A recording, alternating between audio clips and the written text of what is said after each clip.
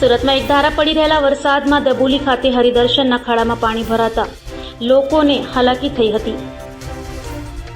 સુરતમાં ચોમાસાની શરૂઆતના પ્રથમ વરસાદે જ પાણી ભરાવાની સમસ્યા સર્જાઈ રહી છે। સુરત મનપાના પ્રી મોન્સૂન કામગીરીના પણ પ્રથમ વરસાદે ધજાગરા ઉડાડ્યા છે। ત્યારે સુરતના ડબોલી ખાતે આવેલ હરિદર્શનના ખાડામાં પાણી ભરાતા સ્થાનિકોને પારાવાર મુશ્કેલીનો સામનો કરવો પડ્યો હતો। જોકે પાલિકાના બેજવાબદાર અધિકારીઓના પેટનું પાણી હાલ્યું ન હતું। ડભોલીના હરિદર્શનનો આ વિસ્તાર છે। માત્ર 1 થી 1.5 ઇંચ વરસાદ આવે એટલે અહીંયા કમર સુધીના પાણી ભરાઈ જાય છે। વારંવાર અહીંયાના સ્થાનિક ધારાસભ્ય અને કોર્પોરેટરો અને જે તે ઝોનના અધિકારીઓને આની રજૂઆતો કરી છે, પણ આ સમસ્યાનો આજ દિન સુધી ઉકેલ નથી આવ્યો।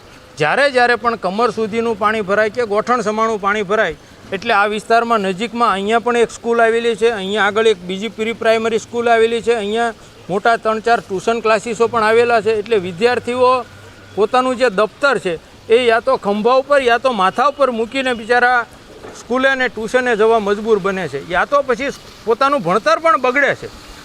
અહીંયા જ્યારે પાણી ભરાય એટલે સ્કૂલ વાનો, સ્કૂલ બસો બધું જ બંધ થઈ જાય છે। જાણે લોકો નજરકેદ થયા હોય એવી રીતે પોતાના નોકરી ધંધામાં કે પોતાને રોજિંદા કાર્યક્રમોમાં જે કાંઈ લેવા મૂકવા વસ્તુ જવું હોય તો પણ જઈ શકતા નથી। પોતાના વાહનો આમાંથી ભૂલે ચૂકે પસાર કરે એટલે વાહન પણ બંધ થઈ જાય છે।